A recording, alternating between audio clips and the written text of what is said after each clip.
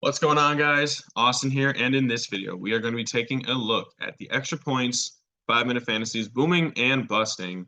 You got it, wide receivers. So, to start off, I like Gabriel Davis again back-to-back weeks. I know he's only had 2 good weeks this season and then like 3 5-point weeks, but this is going to be another one of those good weeks. Kansas City has a susceptible secondary, and I believe a lot of the attention is going to be focused, and respectfully and rightfully so, on Stephon Diggs. Now, that's going to leave guys like Isaiah McKenzie and Jake Kumaro open, but more importantly, it's going to leave Gabe Davis open, who is a young up-and-coming player for the Buffalo Bills. Next, I like Chris Godwin against Pittsburgh. Pittsburgh has a horrendous secondary outside of Minkah Fitzpatrick, and I believe that Minkah Fitzpatrick is going to be playing over the Mike Evans side for a lot of the game. Adam Thielen at Miami. Now, I know Miami has some really good corners, but I think that they were kind of propped up by the Brian Flores scheme. That being said, I think a lot of the attention overall is going to be on Justin Jefferson, and I'm not going to say sit him because he's a fantastic player, but Adam Thielen should have a lot more quality looks this week. Jerry Jeudy against the Chargers. I think the Chargers are going to be playing a Derwin James and J.C. Jackson side over not KJ Hamler, but Cortland Sutton, which is going to leave Asante Samuel Jr. On Jerry Jeudy one-on-one for a few and several, I guess I would say, possessions. What that's going to do is that's going to give Jeudy opportunities to get open, which is what he's best at. Now, if he can hang on to the ball, that'd be great.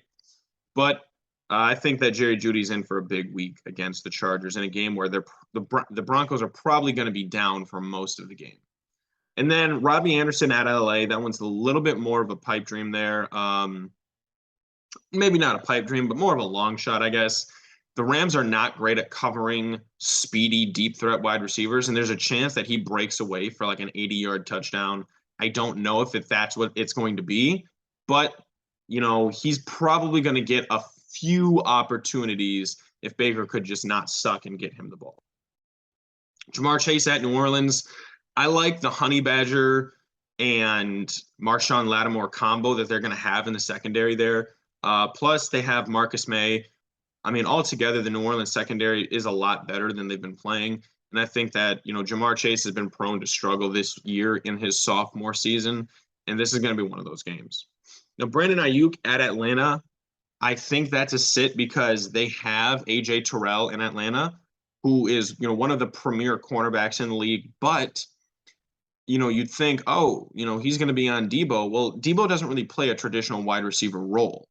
And it's really hard to just line up cornerbacks one-on-one on Debo and just say, okay, yep, you've got him on an island. Because even the best cornerback in the league, Jalen Ramsey, has no answers for Debo Samuel. So that being said, if I'm Atlanta and I'm trying to play a smart way, I'm just going to say, okay, well, we can try to bracket Debo, but what we're going to do in the meantime is just isolate A.J. Terrell on Ayuk, and we're just not going to let him go off at all. And then we'll worry about Debo later. A.J. Brown versus Dallas. I just don't think that this is going to be a high enough scoring game for a wide receiver to have enough opportunities. I think this is going to be a running back by committee, grinded out Dallas Goedert game. And A.J. Brown, I think he's just a little bit too dependent on, needing those big plays, which Dallas is very good at not giving up. Now, Jakobi Meyers at Cleveland. This one is just kind of like a Denzel Ward type of sit right there. I like the offense that has been put around Mac Jones or Bailey Zappi or Brian Hoyer, whoever's going to be starting.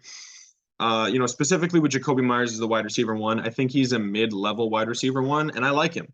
But going up against Cleveland, I think that outside of Jakobi Meyers, I mean, you've got Hunter Henry and a bunch of guys that might all go off on any individual day, but they're not going to be consistent enough. And so the Browns' defensive game planning is going to be to put their Denzel Ward, CB1 onto Jakobi Meyers and see what anybody else can do.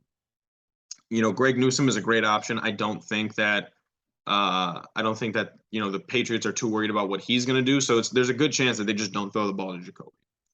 And then Garrett Wilson at Green Bay. I think Green Bay is more set up to defend a guy like Garrett Wilson than they are guys like Corey Davis and Elijah Moore.